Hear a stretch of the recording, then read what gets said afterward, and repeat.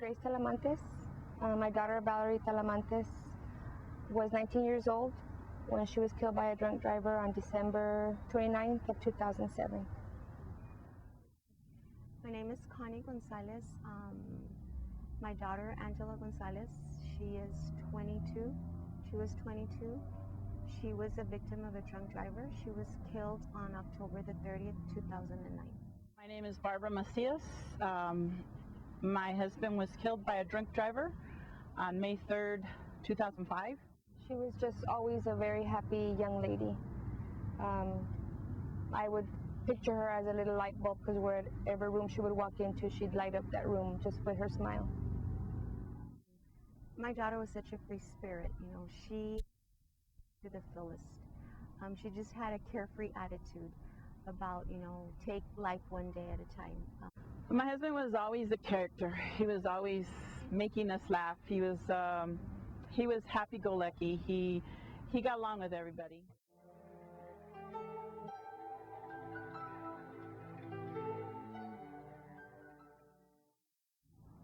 She was stopped at the red light on Hawkins and Montana.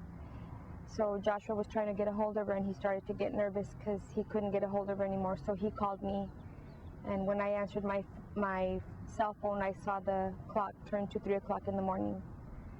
And just Joshua was worried and wanted to know if she was home, and I told him she wasn't. So I told him maybe she had car problems. I was waiting for her in the living room, and I got my shoes on, went out to look for her, and I didn't get very far. She was about 4 blocks from my house.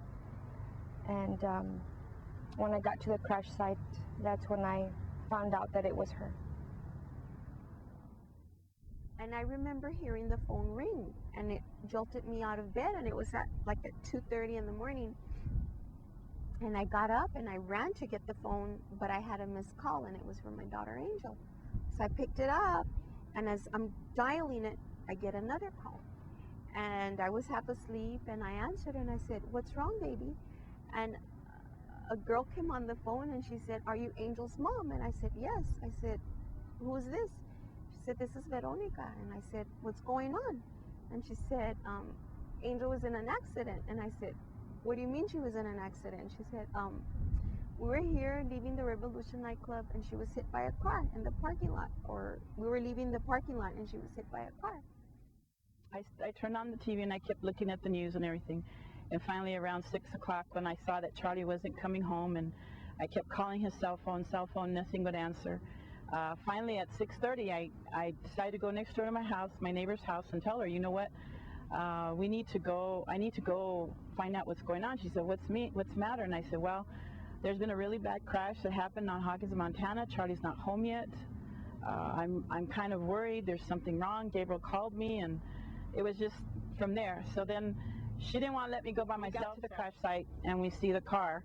And see on the news, you see where they show bits and pieces, and I had seen the front end of the car, but I didn't know it was his car until I got there, and I saw the front end of the car, and I see then I see the back, and then I go, "That's Charlie's car."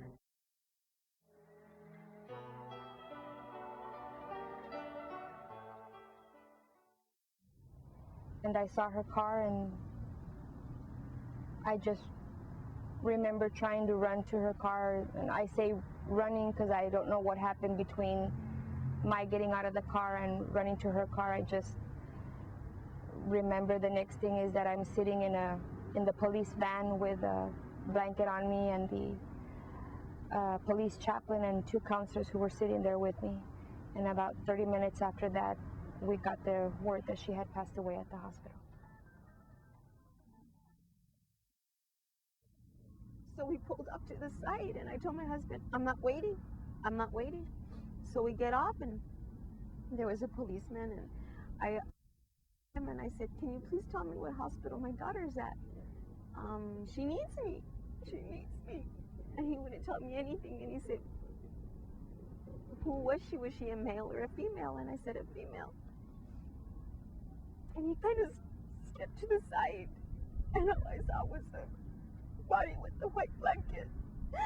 And I knew that was my little girl. I just knew that was her. you're not thinking he's dead. You're thinking he's hurt, he's paralyzed, he's in a coma, whatever, but you never think they're going to tell you he's dead. And till finally, the police officers come to me, and I have a police officer here and one here, and the lady in front of me, and this really tall man in front of me, and they're talking to me, and they're asking me, what, Miss Macias, what is your address? What is your phone number? I mean, over and over and over till I finally told them. And then when they finally said, this is her, this is the wife. So then they decided to tell me at that point. When they told me at that point, I just fell down, and they grabbed me. And right there, it's like, I felt like I was just in a daze. I didn't know, could this be really happening to me? It's been really difficult for my family and I. It's changed us forever, and our lives will never be the same. That night, life as I once knew it was never the same.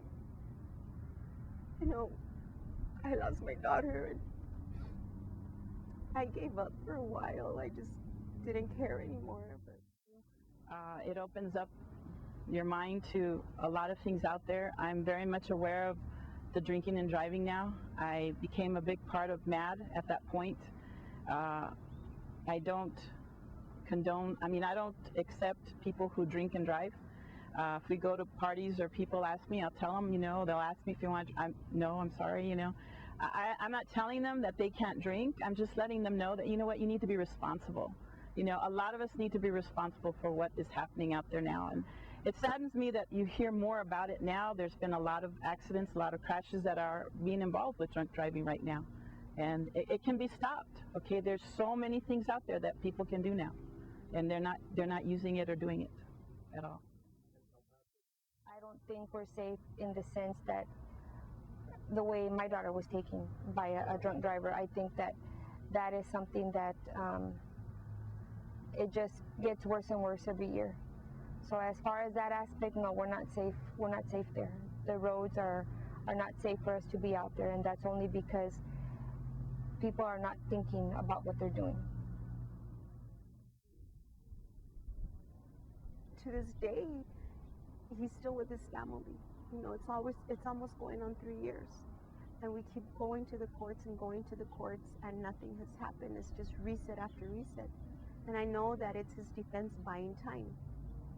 But he gets to be with his family. While our family has been torn apart. Our family has literally been torn apart. And I think we can stop it if our judges would just look at what's happening. Our judges, our judicial system, I'm sorry, but there's judges who will do it and there's judges who won't. And we need to get all of them on the same page.